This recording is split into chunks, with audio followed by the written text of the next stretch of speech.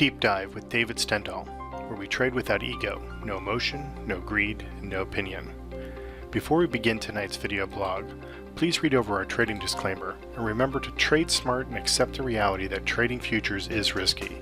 This presentation does not provide buy-sell recommendations, and our information is strictly provided for educational purposes only. As always, trade at your own risk and analysis. Hey, it's David Stendhal with tonight's Deep Dive. It is May 21st, 2018. I'm going to take a look at sugar today. The ETF is CANE, C-A-N-E. I want you to pay attention to CANE because there's going to be set up here eventually that will allow us an opportunity to actually take a look at that ETF for those that don't want to trade sugar and want to hold it for a long period of time. So do note CANE as an ETF, an alternative, if you will, to that of trading the futures. So what we have here is the short, intermediate, and long-term trends are all pointed to the downside, but what's of particular interest to me is the fact that sugar has a technical rating that is basically zero, meaning that it's really setting up for an opportunity for a trade. And I think that there's going to be a short-term trade, meaning short-term in nature, and then there's going to be a longer-term trade that's going to be popping up here. The seasonals right now are still pointed to the downside for sugar, and nothing, at least as of today, is popping up here as far as any of the overbought conditions, although we are in overbought, but there's not tradable conditions that have occurred as of just yet. When it comes to the deep dive, what we have is a daily bar pro alert table here. So there's nothing going on with a lot of the markets, specifically there's nothing going on with sugar. However, if we take a look at weekly charts specifically for sugar, and we apply all of the pro alerts from that side, what did happen today is that we had a stretch low that occurred here, and a stretch low in general terms means that the market should head higher, and obviously it's forecasting going forward, not just today's, well, in this case these are weekly bars, this weekly bar. But recently, at least as far as this chart goes, we did have a stretch low that occurred, and the market, you would normally expect, or I would, that the market would rally. But at least in this case, what it did is it went into a consolidation and stemmed the flow, the sell-off that had been underway, and it caused the market to consolidate. You can see these lazy days here really got into a tight consolidation for weekly bars before it started to sell off again. So what's going to take place here with this stretch low is theoretically the market should rally, but I think for the most part that we're going to consolidate here, and we'll have a nice setup for this ETF trade that I was referring to for CANE, C-A-N-E. As of right now on the daily bars, you can see that on the elastic level it's gotten into overbought territory because today was such a big move here, and it's now butting up against the what is this? This is the 50-day moving average right here. So it had this nice support level. It came and found support, rallied, and now it's at the 50-day. And getting to the 50-day, it's certainly gotten itself into overbought territory. Now, it's only in overbought territory. It doesn't mean that any of our indicators are pointing to a reversal or anything of that nature right now. But we're in that territory where things could happen. So just watch this market carefully. Now, when it comes to where we are right now with our trades, we're still short, even though the market rallied here. We had a weekly, we have another weekly, and we have a daily system. So these are long-term systems, meaning that they've been in trades for a considerable amount of time, but we do have an open position profit, and they are doing well. Now, we did liquidate one position here today. It's a Polaris daily system short.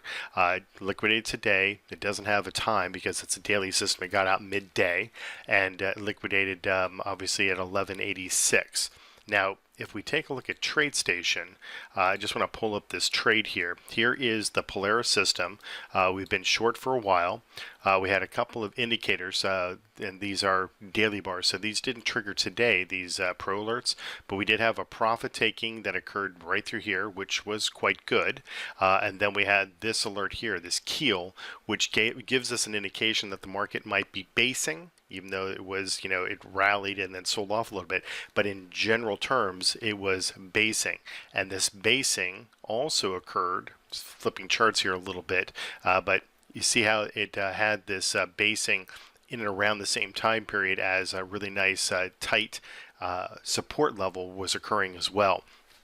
So this little surge that we've been having is not necessarily a major surprise to us, but because our systems just simply have stayed in the trades for a while, with today's action being, you can see that it was up 3.5%, that based upon that movement today was enough for some of the trades to start to liquidate.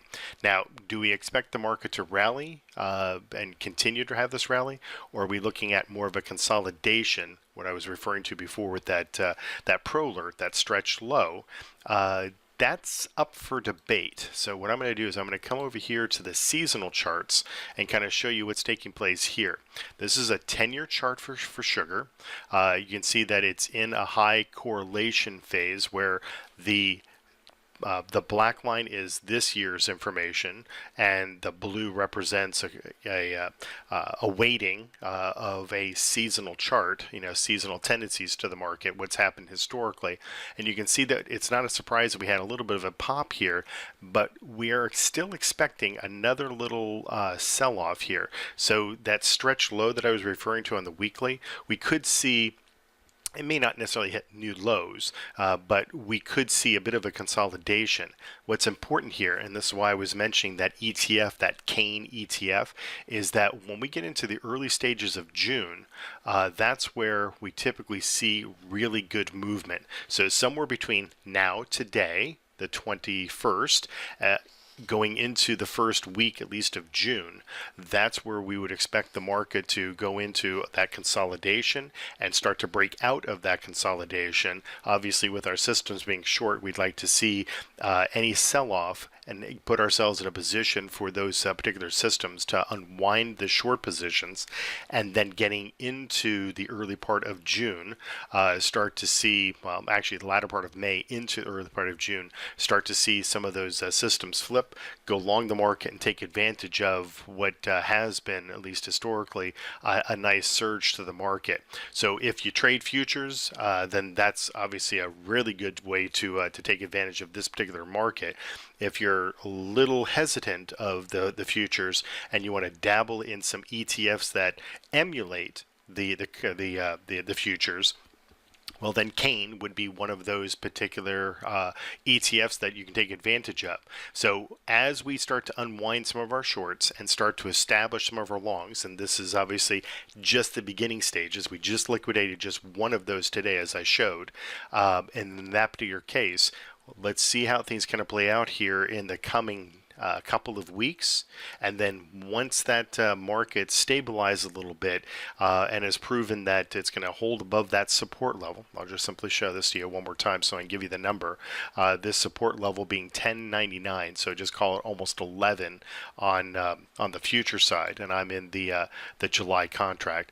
That what we want to do is we want to make sure that we stay above this. So if the market should dip a little bit, that we stay above that level, unwind the shorts, establish some more longs, and then in that particular case, see as whether or not we want to do it in the future side, as we will, or if you're more inclined to do it in the ETF, you can do it with the CANE, C-A-N-E ETF. So with that being said, let's see how things kind of turn out here with the positions in the coming days and weeks. And I'm appreciate that you're watching these things. I'm getting some very good feedback from people, so I really do appreciate the feedback. You can just simply go to our website and you can comment and say what markets you might want to look at. But in any event, we'll try to do some more of these types of videos, and also start to do some live workshops here on a weekly basis where you can actually ask questions and we can take a look at markets. Typically those are going to take place on Wednesdays at 10:30 in the morning, but we'll post more information and let you know how you can sign up for those things. For now, let's see how things kind of play out with sugar, and we will take a look at another market tomorrow. Thanks for watching.